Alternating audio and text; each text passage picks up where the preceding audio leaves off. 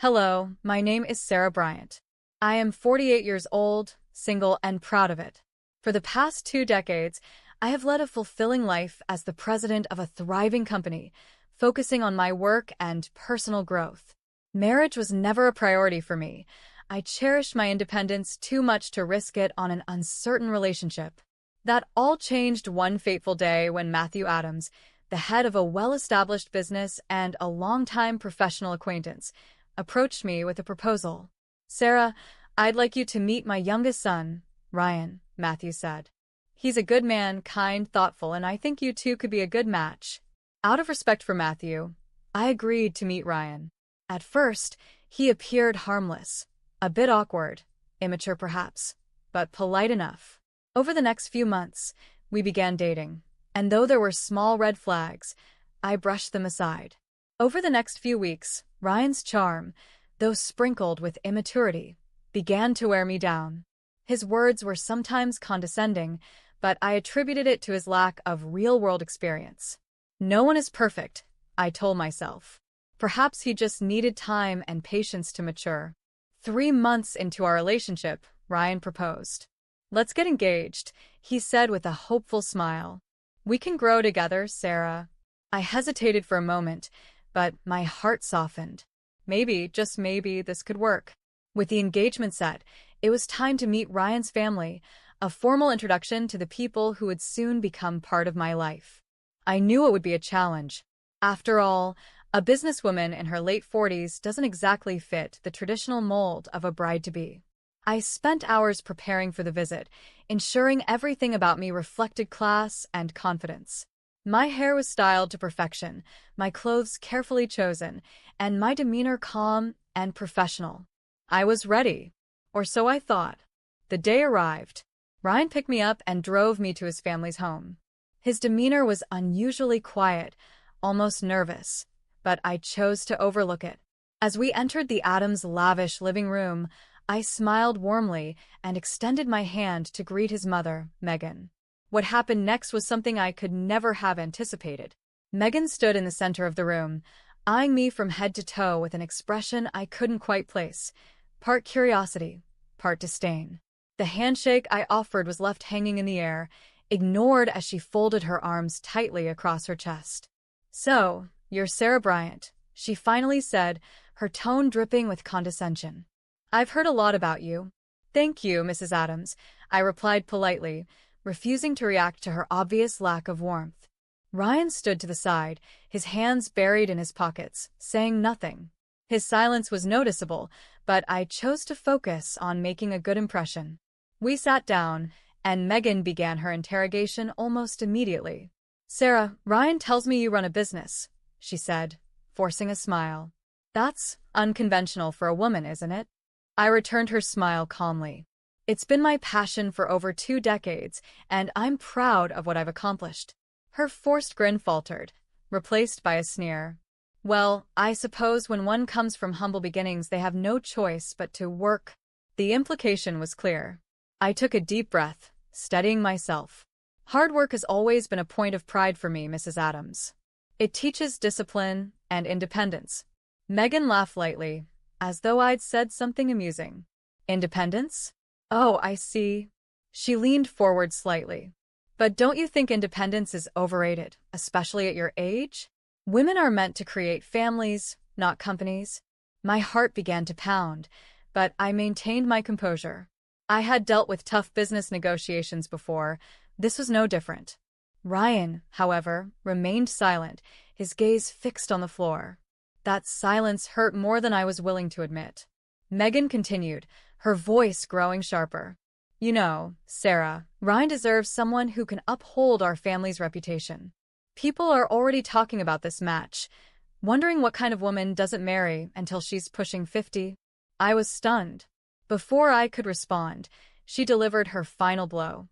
"With parents like yours, you'll drag our family name into the dirt. Don't expect us to accept you." The room went silent. My hands tightened into fists at my sides as her words hung heavily in the air. Ryan smirked, not a word of defense, no attempt to stop his mother. His complicity was louder than her insults. Megan wasn't done. She picked up the steaming cup of coffee in front of her, the smug look on her face a clear warning. "Consider this your farewell gift," she said, and before I could react, she hurled the coffee straight at me. The cup clattered to the floor as the hot liquid splashed across my face, soaking my clothes and stinging my skin. I gasped, stunned, the shock rendering me momentarily speechless. Ryan's laughter filled the room, sharp, mocking, and cruel. "That's enough." Mr. Adams' voice thundered from across the room, but it was too late. Slowly, I wiped the coffee from my face with the back of my hand. My expensive blouse was ruined, the humiliation searing deeper than the liquid. But I refused to give Megan or Ryan the satisfaction of seeing me defeated. Calmly, I stood up. "Thank you for showing me exactly what kind of family I was about to marry into," I said, my voice steady and strong. "I'll save you the trouble of dragging your name into the dirt. This engagement is over." Megan's smirk disappeared in an instant. Ryan's laughter cut off abruptly, his face paling. "What?" "Sarah, wait." Ryan stammered, finally finding his voice, but it was far too late. I turned to Mr. Adams. "Thank you for your cooperation in our business dealings over the years, Mr. Adams. I'll have my team contact yours to discuss any next steps." Without another word, I walked out of the room, leaving behind the echoes of their stunned silence. As I walked out of the Adams house, my heels clicked sharply against the marble floor, each step echoing in the quiet hallway. My face and clothes were still damp from the coffee, but I refused to let it break my resolve. I had dealt with far worse challenges in my career. This was just another test of character. Behind me, I could hear Megan's indignant voice rising in protest. "How dare she?" she screeched. "Ryan, go after her. Fix this." But Ryan, true to form, did nothing. His silence was his answer. He would never stand up for me. The drive back was quiet. I sat in the back of the car Ryan had arranged earlier, staring out the window, lost in thought. My reflection in the glass revealed the coffee stains marring my blouse and the slight redness on my cheek from where the liquid had splashed. How did I let it get this far? I wondered, shaking my head at my own lapse in judgment. At first, Ryan had seemed harmless, maybe even endearing. His lack of maturity, his awkward attempts to impress me, I had dismissed them as quirks of a sheltered man. I told myself that patience could fix his flaws, that with time, he might grow into a better partner. But the events of today were a wake-up call. As the car approached my home, I replayed the scene in my mind. Megan's cruel insults about my family, Ryan's smirk, his refusal to defend me, the hot coffee dripping down my face. I thought back to the way Megan mocked my parents, belittling their background and implying I was unworthy. My parents may not have been wealthy, but they were good, honest people who raised me with love and integrity. That was more valuable than all the wealth in the world. Ryan's laughter hurt the most. He could have stopped his mother. He could have defended me. Instead, he joined in her cruelty, exposing his true nature. I realized then that this wasn't just about Megan. Ryan was part of the problem, and I could no longer pretend otherwise.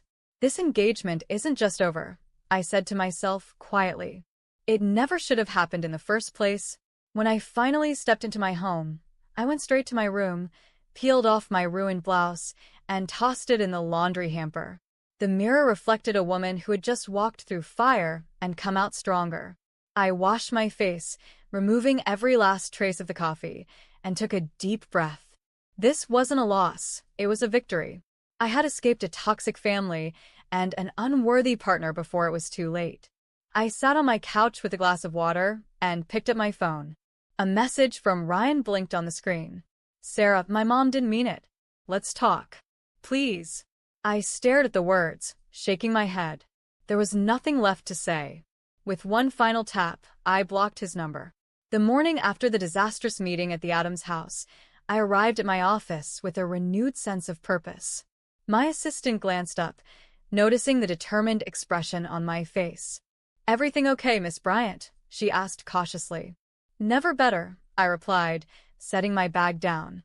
I had a plan to deal with the Adams family, not out of spite, but to ensure they faced the consequences of their actions. As the president of a thriving company, I didn't rise to where I was by letting people walk over me. Megan and Ryan had crossed a line, and it was time they learned what happens when you underestimate the wrong person. I drafted a formal letter to Matthew Adams' company, clear, concise, and professional, stating my decision to reevaluate and temporarily suspend all business contracts. The letter cited increasing concerns over leadership integrity and reliability as the reason. I ensured the wording was airtight, leaving no room for negotiation. Once I signed the letter, I handed it to my assistant. "Have this sent over immediately." She nodded, but curiosity flickered in her eyes. "Will this hurt their company?"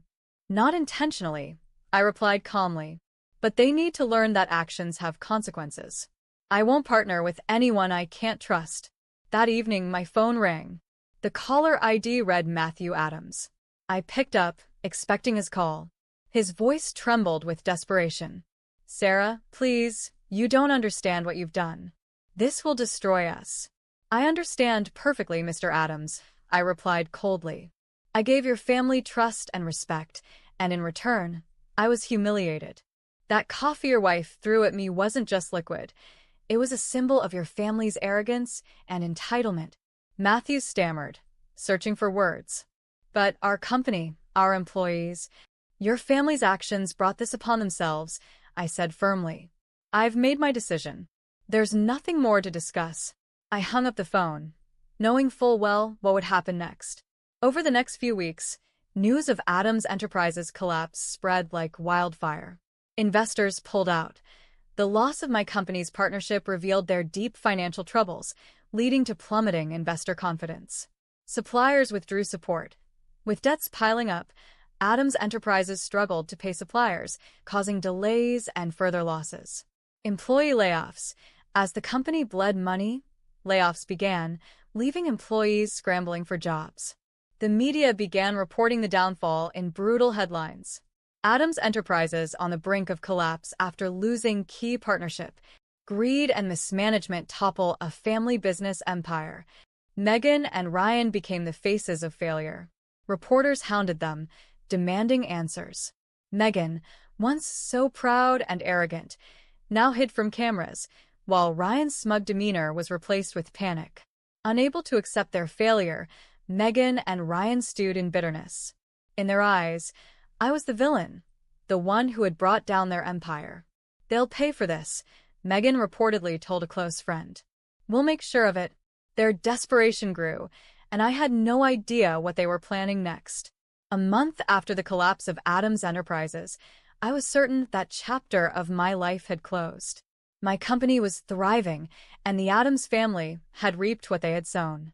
But just when I thought it was over, the storm returned. It was a quiet Monday morning when Amanda walked into my office, holding a thick envelope with a look of concern on her face. "This came for you, Miss Bryant," she said softly. I frowned, taking the envelope and tearing it open. My stomach sank as I read the first few lines. Plaintiffs Megan Adams and Ryan Adams allege that Sarah Bryant deliberately sabotaged Adams Enterprises, resulting in financial ruin. A lawsuit has been filed demanding compensation for damages. I placed the document on my desk, taking a deep breath to steady myself. "Unbelievable," I muttered. "They're trying to pin their failure on me." Amanda watched me anxiously. "What do you want to do?" I straightened in my chair, my resolve hardening. "Call Evelyn Moore. Tell her I need to see her immediately." By afternoon, I was sitting across from Evelyn Moore, my sharp and dependable lawyer. She scanned the lawsuit, her brow furrowing in irritation. "This is outrageous," she said, tossing the papers onto the table. "They're claiming you intentionally sabotaged their company to ruin them." "They're desperate," I replied calmly. "They can't accept that their failure was their own doing, so they're trying to drag me down with them." Evelyn leaned back, a smirk playing on her lips. "They've underestimated us again. We'll not only prove their case is baseless, but we'll expose everything. Their lies, their financial fraud, and their incompetence." "What's our strategy?" I asked. "First, we'll file a countersuit for defamation and damages to your reputation. Then, we'll gather every piece of evidence to dismantle their case and show the court the truth." I nodded. Let's do it. I won't let them destroy what I've built. Within days, news of the lawsuit exploded across media outlets. The Addams family, desperate for sympathy, gave interviews, painting themselves as victims of my supposed vengeance. Meghan appeared on television, her face carefully composed to appear broken and betrayed. She wanted to destroy us. Meghan sniffled, tears in her voice. We gave her our trust, and she turned it against us. It was a performance worthy of an award. But I wasn't worried. Behind the scenes, Evelyn and my legal team were gathering evidence, a mountain of undeniable proof that the Addams family's downfall had nothing to do with me. In the weeks leading up to the trial, we uncovered the following. Financial fraud, records proving that Meghan and Ryan had siphoned funds from Addams Enterprises into personal accounts to maintain their lifestyle. Mismanagement, evidence of reckless decisions that had put the company into financial ruin long before my partnership ended. False claims, documentation showing my company had fulfilled every obligation in our contract with Addams Enterprises. This lawsuit is a desperate attempt to deflect blame, Evelyn said during our final strategy meeting. We'll expose every lie in court. I nodded, feeling a mix of anticipation and resolve. It's time to end this for good. The day of the trial arrived. The courtroom was packed, with reporters eagerly waiting to see how the case would unfold. I sat calmly at my table, Evelyn beside me, while Meghan and Ryan sat across the room, their faces etched with forced confidence. The proceedings began, and Meghan's lawyer stood up to present their case. Sarah Bryant maliciously terminated her partnership with Addams Enterprises, deliberately causing its collapse out of personal spite. Meghan dabbed her eyes with a tissue for dramatic effect, while Ryan avoided looking in my direction. Then it was Evelyn's turn. She rose to her feet, her voice sharp and commanding. Your Honor, the claims made by the plaintiffs are not only false but deliberately fabricated to deflect blame for their own failures. We will present clear evidence that Addams Enterprises' financial collapse was due to internal fraud and mismanagement, not my client's actions. One by one, Evelyn presented the evidence. Bank statements showing funds funneled into Meghan and Ryan's personal accounts. Internal emails and records proving poor financial decisions made months before the partnership ended. My company's records showing I fulfilled every term of our agreement. The courtroom watched as Evelyn systematically dismantled the Addams family's claims. Meghan's confident facade began to crack, and Ryan sat frozen, realizing the truth was laid bare for everyone to see. When Evelyn finished, the judge turned to Meghan and Ryan. Do you have anything to say in your defense? Meghan stammered, her voice weak. It wasn't supposed to be like this. Ryan simply looked down, too ashamed to speak. After a brief recess, the judge returned with his ruling. The evidence clearly shows that the plaintiffs, Meghan Addams and Ryan Addams, filed false claims against the defendant, Sarah Bryant, in an attempt to shift blame for their own failures. The court finds the plaintiffs guilty of defamation, perjury, and corporate fraud. The judge delivered the punishment. Meghan and Ryan were ordered to pay damages to compensate for the harm done to my reputation. Both were sentenced to prison time for fraud and perjury. The courtroom erupted with whispers as Meghan and Ryan were led away. Meghan screamed, "This isn't fair," while Ryan followed silently, his face pale and defeated. As I walked out of the courtroom, the weight that had lingered on my shoulders for weeks finally lifted. The Addams family had been exposed for who they truly were, fraudulent, arrogant, and entitled. Justice had been served, and the world now knew the truth. Evelyn walked beside me, her expression one of quiet triumph. "They underestimated you, Sarah," she said with a smirk. "And look where it got them." I smiled faintly. They played a dangerous game, and they lost. This was never about revenge. It was about defending what's rightfully mine. News of the trial spread like wildfire. Media outlets published headlines that made the Addams family's downfall unavoidable. Meghan and Ryan Addams exposed. Lies, fraud, and humiliation in courtroom drama. Addams Enterprises' final fall. Greed and mismanagement lead to ruin. Meghan Addams began her 3-year sentence for fraud and perjury. Ryan Adams, sentenced to 2 years, spent his days behind bars reflecting on his downfall. The damages awarded to my company wiped out whatever wealth the Adams family had left. Their mansion and assets were seized to pay off debts, leaving Megan and Ryan with nothing. Megan, once the picture of arrogance, became a symbol of failure and greed. Ryan was abandoned by the few friends he had left, his name now synonymous with shame. Matthew Adams, who had stayed out of the courtroom drama, quietly sold off the remnants of Adams Enterprises. He retired in disgrace, leaving behind the empire he had once proudly built. In the weeks following the trial, my company soared to greater heights. The lawsuit had been a test, but it proved my integrity and strength to everyone watching. Clients and business partners praised me for standing up to injustice. My reputation, far from being damaged, emerged stronger than ever. At a celebration dinner held by my team, Amanda raised a toast to Sarah Bryant, our fearless leader. May no one ever doubt her strength again. Laughter and applause filled the room as I smiled, feeling a deep sense of satisfaction. I had stood my ground, and I had won. Months passed, and word trickled in about Megan and Ryan's lives post-trial. Megan, once so proud and condescending, was now a forgotten figure. After serving her sentence, she moved into a rundown apartment, abandoned by everyone she had once flaunted her wealth to. Ryan, having lost his cushy life, struggled to adapt to reality.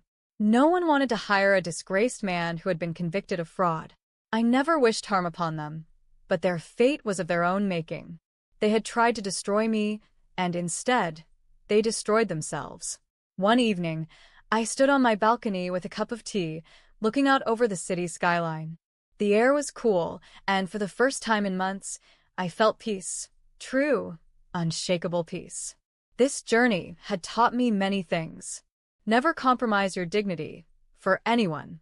Always stand up for yourself, even when the world doubts you. Happiness, I realized, isn't something someone gives you. It's something you build for yourself, day by day.